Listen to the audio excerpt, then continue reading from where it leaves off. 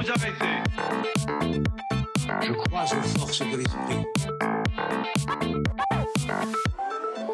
Bonsoir et bienvenue, vous êtes au bon endroit, au bon moment, pendant le 20h sur France 3 Corse via Stella, évidemment. Benoît Hamon est sorti victorieux de la primaire de la belle Alliance populaire, autrement dit la primaire du Parti socialiste. Et en Corse, c'est Manuel Valls qui est arrivé en tête. Deux gauches, paraît-il, irréconciliables. Et sur ce sujet, nous sommes avec Paul Raveau au téléphone, fin connaisseur du Parti socialiste, proche de la deuxième gauche de Michel Rocard. Paul, merci d'être avec nous. Bonsoir Philippe.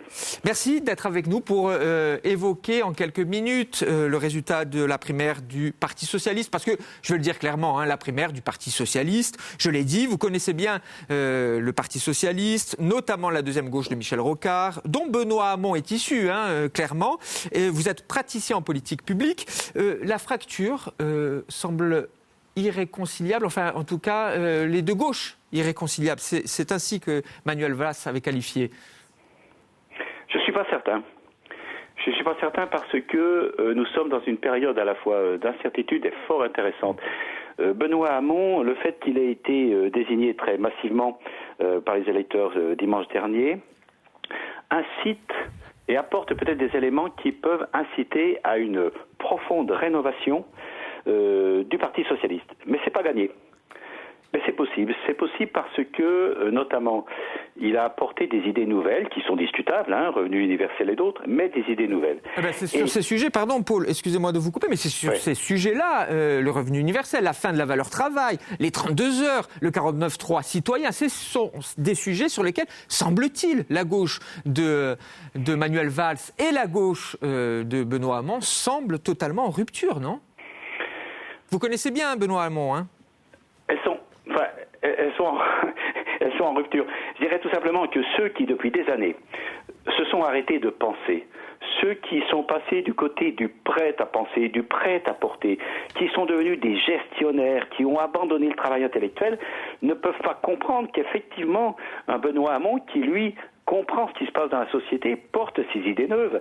Donc ce n'est pas de gauche irréconciliable, c'est d'un côté la paresse de la pensée, qui a gangréné le Parti socialiste comme elle a gangréné la plupart des autres partis politiques en France, et d'un autre côté, une relève politique qui a remis la pensée à l'ordre du jour.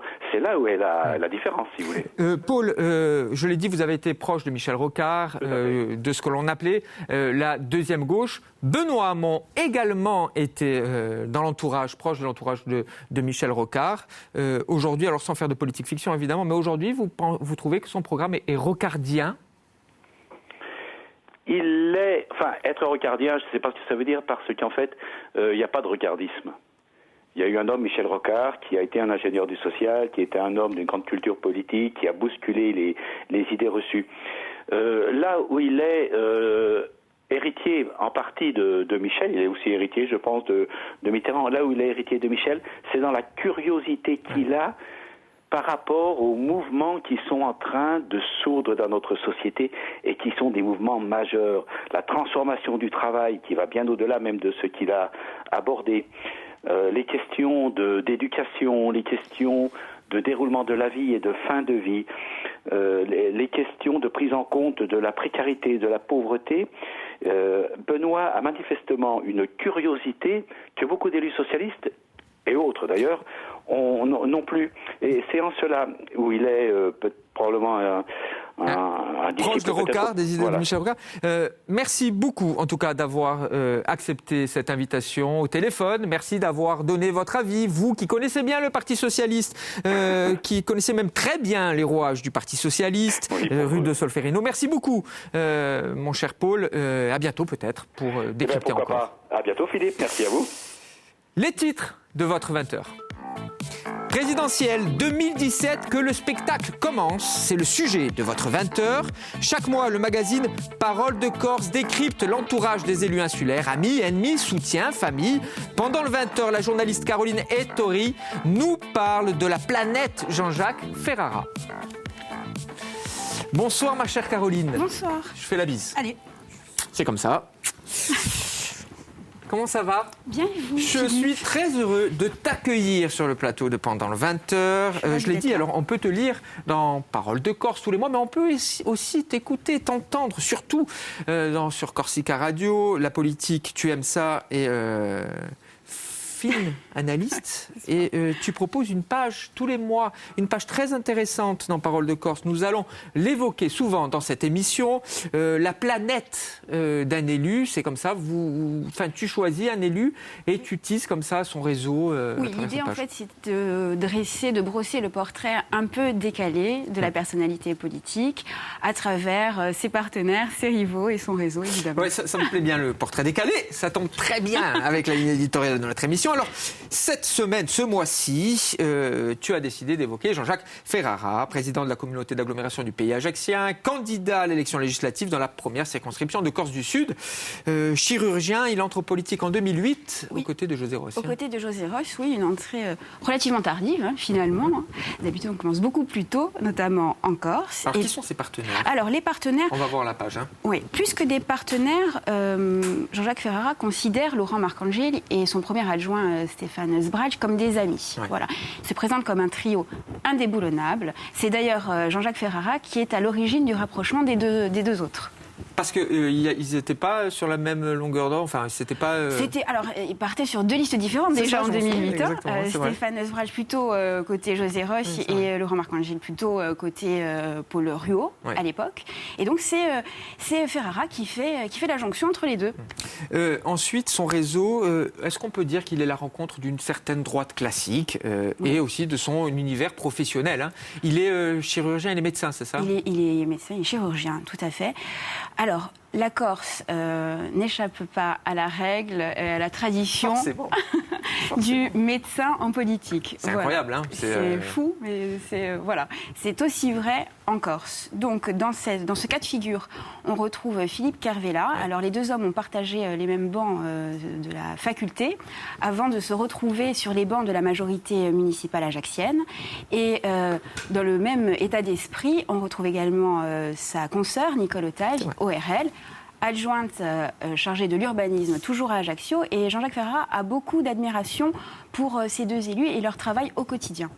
Les partenaires, vous l'avez dit, son réseau, on a compris, il y a la droite classique et son côté professionnel, médecin. Longue tradition des médecins en politique, c'est incroyable, il faudra se pencher un jour dessus. Oui. Ses rivaux, est-ce que d'ailleurs, je veux dire rivaux ou ennemis? Alors, on parle de rivaux, on ne parle pas d'ennemis pour Jean-Jacques Ferrara. Peut-être qu'il n'a pas encore assez d'ancienneté pour avoir développé de telles inimitiés. Bon, on ne lui souhaite pas. Mais peut-être, oui, les premiers adversaires, comme souvent, là encore en politique, il faut se tourner vers sa propre famille politique pour les trouver. On le voit avec d'abord l'investiture Les Républicains challengée par Pierre-Jean Lucian, président du conseil départemental de Corse du Sud, et candidat. Alors, il va déclarer sa candidature. Il a déclaré qu'il déclarerait sa candidature demain. Voilà. Donc, la droite ajaccienne n'est jamais avare de surprise. Voilà, donc deux candidats à droite, un estampillé Les Républicains et l'autre électron libre. Et évidemment le Front National. Front National avec Francis Nadid. Également François Alfonsi pour les nationalistes. Candidat unique, on ne sait pas. Tous les deux se sont positionnés en tant que candidat à la candidature. Et puis, reste à savoir ce que feront plutôt les gauches. Est-ce que tu penses que c'est un candidat qui va être dans la ligne droite, en tout cas dans les pas de Laurent Marcangeli? C'est déjà son suppléant, donc ça donne déjà un indice. Ensuite, bien sûr qu'il a l'amitié humaine, mais elle est aussi politique, donc je ne le vois pas prendre le contre-pied ou être en rupture avec ce que Laurent Marcangeli a fait jusqu'à présent. La continuité, donc c'est ça, il s'inscrit dans la continuité du mandat de Laurent Marcangeli. Jérôme Paoli, qui est dans les coulisses. Je ne connais pas ce monsieur. Qui va intervenir tout à l'heure, dans quelques instants, sur notre débat. Paroles de Corse, Corsica Radio, avec toi. Évidemment, il m'a soufflé quelque chose. Est-ce qu'il a entendu ça? Enfin, tu sais, Jérôme, ça peut être une comète? Parce qu'on parle de planète. Est-ce que ça peut être une comète, Jean-Jacques Ferrara? Pour l'instant, tout lui a réussi, mais c'est vrai que pour l'instant, il a été élu sur des scrutins de liste ou en tant que supplément. Alors là, tenir le premier rôle, On verra, réponse en juin. Bien malin celui qui peut le dire aujourd'hui. Merci beaucoup Merci à toi. de nous avoir présenté la planète Jean-Jacques Ferrara. Ne bouge pas, parce que tu vas écouter en coulisses certainement Jérôme qui va débattre avec Marie-Jo Harry-Guilandine. Attention, mesdames et messieurs, dans un instant, ça va commencer. Installez-vous dans votre fauteuil bien gentiment. Macron, Hamon, Fillon, Le Pen, Jadot, Mélenchon, officiellement candidats et investis par leur parti. Tous les projecteurs vont s'allumer et les acteurs, semble-t-il, vont s'animer en même temps. Présidentielle 2017, que le spectacle commence. C'est le sujet de votre 20h avec la journaliste Marie-Jo Harry-Guilandine et le sondeur Jérôme Paoli.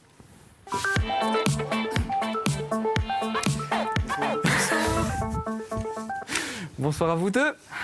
Comment ça va ? Bien, et vous ? Comète. Alors, présidentielle 2017, que le spectacle commence. C'est ainsi que nous avons intitulé notre sujet du soir. Macron, Hamon, Fillon, Le Pen, Jadot, Mélenchon. On ne sait pas si tous vont être sur la ligne d'arrivée. D'autres vont évidemment attendre dans les starting blocks. Comment jugez-vous ce casting ? Allez, Marie-Jo. Écoutez, inattendu en tout cas, tout à fait inattendu parce que finalement les primaires, auxquelles d'ailleurs peu de partis avaient l'obligation de se soumettre, ont donné des résultats totalement inattendus. Donc les candidats qui auraient dû être les candidats naturels ont été balayés par l'histoire ou par les primaires. Et puis les autres, ceux qui pensaient revenir, enfin c'est très très étrange parce que cette espèce de vox populi, mais quand même partial, puisque quand même quand on participe à une primaire en général, on est à peu près proche du candidat, du parti, a vraiment balayé les éléphants. Est-ce qu'elle est intéressante pour le sondeur, une élection comme celle-ci ? On disait en coulisses, moi personnellement je la trouve assez passionnante aussi parce qu'on attendait un combat, le deuxième round Hollande-Sarko, finalement on voit que tout a explosé en plein vol. C'est complètement imprévisible. Alors c'est assez imprévisible et dans la tendance. C'est ça qui est intéressant, parce que c'est imprévisible, parce que comme tu le disais, effectivement, tout le monde disait ça va être Hollande-Sarko. C'est lequel des deux sera au deuxième tour pour gagner contre Marine Le Pen et le président de la République. On est dans un schéma complètement différent. J'allais dire dans la tendance, parce que il y a beaucoup d'élections à l'étranger où on a des gens inattendus qui prennent le pouvoir, et ça a l'air de se reproduire aussi en France, tout simplement, parce que il y a une volatilité aujourd'hui de l'électorat qui est très très importante. Les chiffres d'aujourd'hui ne seront évidemment pas les chiffres de dans 3 mois. Et tout bouge. Et en plus, avec les affaires au milieu, je veux dire, ça n'arrête pas et c'est très imprévisible. Alors, en début d'émission, nous avons eu Paul Raveau, politologue, qui est fin connaisseur, je le dis, du Parti Socialiste. Il pense que le Parti Socialiste ne va pas se disloquer, se fracturer. Vous êtes de cet avis ? On va rappeler que dès aujourd'hui, quelques députés, il semble-t-il que dans les jours à venir, il y en aura plusieurs, proches de Manuel Valls, ont demandé d'être en retrait si Benoît Hamon ne précisait pas et si Benoît Hamon n'était pas un peu plus rassembleur sur ses positions. Il va à un moment donné être obligé de faire une synthèse. Ah, cette fameuse synthèse du Parti Socialiste. Mais il n'est plus Hamon candidat avec des idées plutôt à gauche, il est le candidat du Parti Socialiste. Donc il va évidemment arrondir les angles, comme Fillon l'a fait à un moment donné, où il est revenu sur les fonctionnaires, sur la retraite. Donc petit à petit, ça se reconstruit. Le Parti Socialiste, ça reste quand même un parti important de gouvernement, qui a gouverné, qui regouvernera peut-être un jour, mais c'est pas une association de loi de 1920. Donc de là à dire que le Parti Socialiste est mort, on en est peut-être un peu loin. Non, puis c'est vrai qu'on est tout de suite après le résultat, et on l'a déjà dit, les primaires laissent toujours des cicatrices. Toujours. Il y a quand même un petit combat qui se livre, un petit ou un grand combat. Donc on est dans cet après qui est effectivement très décevant pour les partisans de Manuel Valls. Voilà, le temps qu'effectivement Benoît Hamon ajuste, parce que c'est le candidat maintenant de ce parti-là, et le temps que les partisans de Manuel Valls digèrent cette défaite qui en est une, malgré Manuel tout. Valls ne sera pas d'ailleurs l'investiture, il sera en vacances. Il a lancé un communiqué, il a envoyé un communiqué en disant qu'il serait en vacances pour l'investiture de Benoît Hamon. La droite. C'est vrai qu'il est un peu déchargé de. La droite et François Fillon. Est-ce que François Fillon. Alors là, tiens, c'est vraiment au sondeur que je pose la question. Est-ce qu'il peut se dépêtrer de ce que l'on appelle le Penelope Gate ? Ça va. Il peut. On n'est pas. Si on fait un parallèle avec l'affaire DSK, qui a fait perdre DSK et faire Même si que DSK... On n'est pas dans la même histoire. Voilà. Aujourd'hui, on commence à mesurer effectivement dans l'opinion des baisses de popularité qui sont évidentes. Macron se rapproche de Fillon. Voilà, alors, dans les sondages, ils sont autour de 20% l'un et l'autre, à 1% près. Donc ils sont vraiment au coude à coude. Mais il n'a pas complètement dévissé, Fillon. Donc la campagne, il y a encore 3 mois de campagne. Il ne faudrait pas qu'il y ait d'autres affaires qui sortent. Il ne faudrait pas que ce soit entretenu, parce que c'est vrai qu'il y a quand même... il y en a une par jour en ce moment, donc ça commence à s'accumuler. Ça va être difficile pour lui. À voir.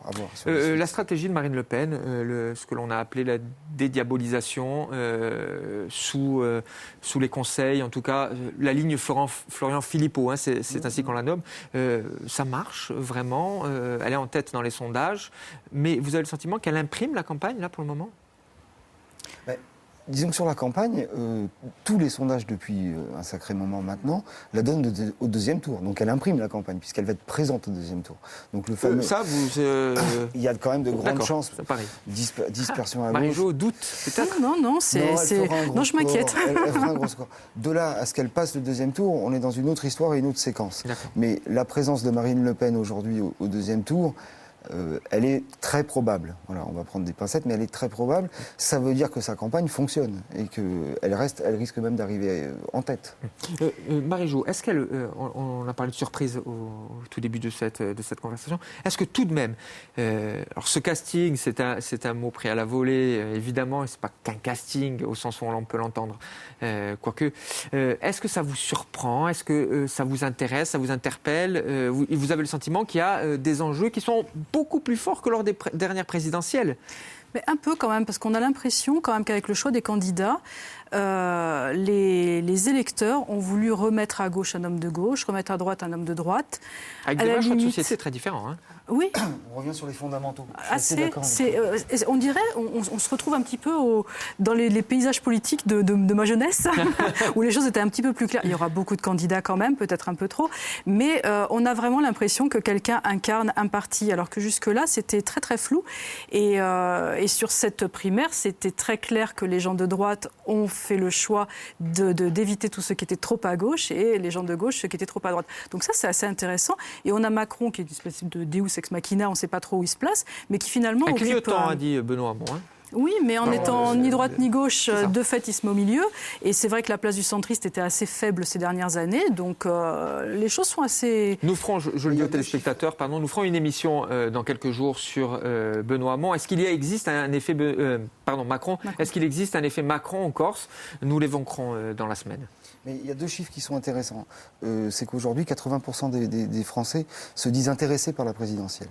Alors, par rapport au tout discours ambiant qui dit en permanence les Français ne s'intéressent plus aux hommes politiques, à la politique, c'est pas vrai du tout, puisque le chiffre sur l'intérêt de la campagne présidentielle est très très élevé, 80%.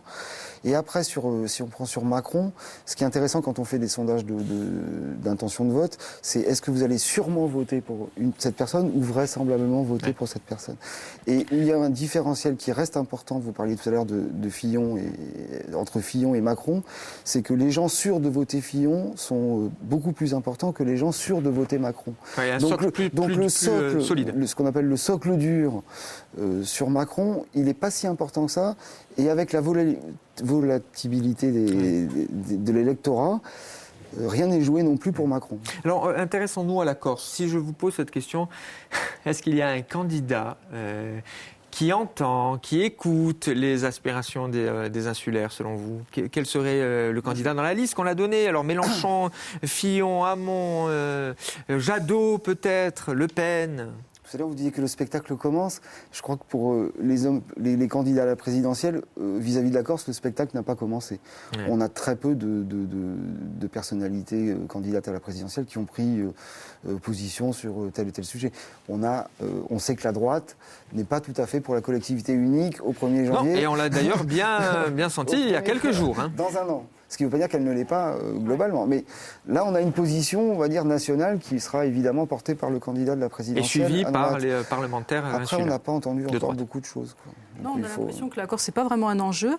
Et même, non seulement c'est pas un enjeu, on a même l'impression que c'est quelque chose qui pourrait être très casse-gueule, en fait. Ouais. Et donc, trop se prononcer sur la Corse pourrait desservir. Alors, ce n'est certainement pas un enjeu pour les candidats aux élections présidentielles. Je vous l'accorde, ma chère Marie-Jo, mais symboliquement, c'est important. Tout de même. Ah oui, si on se souvient, 2002, Lionel Jospin-Chevènement, la fracture entre Lionel Jospin et Chevènement partait aussi de la Corse. Donc, avec la Corse, on marche aussi sur des œufs. C'est intéressant de savoir ce que les candidats aux élections présidentielles vont penser, parce qu'on parle pour l'opinion publique insulaire, mais également pour l'opinion publique continentale. Oui, mais c'est parti sur une crise. Parce qu'il y avait eu une crise en Corse. Parce qu'il y avait une crise, les accords de Matignon, d'un point de vue de Chevènement. La mer est bleue. En Corse, on va dire que les hommes politiques nationaux, au réveil, ils ne pensent pas forcément à Ajaccio, Bastia et l'Assemblée de Corse. Ils ont d'autres préoccupations. Et on voit aujourd'hui sur les débats, sur les primaires, tu l'as très bien dit, c'est que les gens de droite ont voté, se sont repositionnés à droite. Les projet gens de de gauche, société avant tout. Il y a des problématiques de société très fortes aujourd'hui, des problématiques économiques très importantes. On ne peut pas espérer que les candidats fassent un focus immédiat sur la Corse aujourd'hui. Non, ça va être un plaisir aussi de voir aux législatives quelques mois. Alors si on reste encore un petit peu en Corse, justement sur les personnes, on en a parlé avec Caroline, les investitures, LR, si on prend l'exemple de la première circonscription, de la circonscription d'Ajaccio de Corse du Sud, Jean-Jacques Ferrara, le président du conseil général également. Il y a une lutte, hein. Oui, il y a une lutte, mais on est dans une lutte, j'allais dire, de pouvoir personnel. Plus que de cap ou d'idées avec des candidats. Il y a des candidats qui veulent être candidats. On est d'accord. Non, mais il n'y a pas de différence idéologique, à mon avis, très très forte. Ce qu'on peut difficilement prévoir aujourd'hui par rapport aux législatives, c'est le résultat de la présidentielle et la dynamique de la présidentielle. C'est ça. Et là, même à gauche, parce que la Corse a voté Valls. La Corse a voté Valls aux primaires. Si Hamon est président de la République, qui va bénéficier de la dynamique de Hamon en tant que candidat? Vous êtes incroyable, Jérôme, parce que pendant que vous disiez si Hamon est président de la République, je sentais ce rictus. Vous n'y croyez pas? Je pense que ça va être compliqué pour lui. Ça va être compliqué parce qu'il y a beaucoup de candidats à gauche et que tous les sondages toutes les vagues de sondages ne donnent pas la gauche au deuxième tour jusqu'à nouvel ordre. Ouais. Ça peut évoluer, mais c'est pas ce que donnent les tendances. Les thèmes, Marie-Jo, avant de passer aux 40 secondes, on a le sentiment que ce sont vraiment des projets de société, vous l'avez un petit peu dit, hein, qui rythment le tempo de cette pré-campagne. On n'est pas encore en campagne officielle. Hein. Oui, c'est ça. On a l'impression que les gens veulent un petit peu mieux comprendre, en fait. Parce que là, c'est vrai qu'on était perdus, on était complètement égarés par ces partis et ces personnages. Et ces gens qu'on a élus ou pas élus, mais qui n'ont pas du tout respecté leur programme, parce qu'ils n'ont pas respecté leurs engagements aussi. Il ne faut pas l'oublier. Ils n'ont pas forcément été élus sur des programmes si à droite que ça pour le PS, mais ils ont fait finalement une politique qui était quand même assez ambiguë. Donc voilà, je pense que les gens, effectivement, ont envie de revoir un petit peu les politiques qui vont s'occuper du social, du peuple, s'intéresser à ce revenu universel, s'intéresser aux gens pour que les gens puissent simplement vivre. En plus, avec cette espèce de gabegie, justement, visible dans tout le gouvernement, parlement, ailleurs, on a vraiment l'impression que ça, c'est important. Et puis, du côté droite, c'est aussi les sociétés, les entreprises, l'importance de la France forte aussi. On va passer aux 40 secondes. Alors là, je vais vous demander de faire, pour cette question, justement de la politique fiction. Oh, que le sondeur n'aime pas faire de la politique fiction. D'après vous, parce que c'est intéressant aussi, on évoque beaucoup Marine Le Pen, certainement présente au second tour de l'élection présidentielle. Certainement, il faut toujours, avec la politique, il faut toujours être prudent. Mais d'après vous, c'est avec vous, Jérôme, que je vais commencer, et je terminerai avec la voix de Marie-Jo. Le PS sera-t-il présent au second tour de l'élection présidentielle ? Écoutez, les sondages aujourd'hui disent non. En revanche, ce qui est quand même important de constater, c'est que Hamon, tout à l'heure tu disais que les gens du PS ont voté pour la motion de gauche, on va dire, sur la primaire, mais Hamon a dépassé le Parti socialiste, puisque en fait, il y a un sondage qui est sorti hier qui dit que Hamon aurait 15% au premier tour et Mélenchon 10%.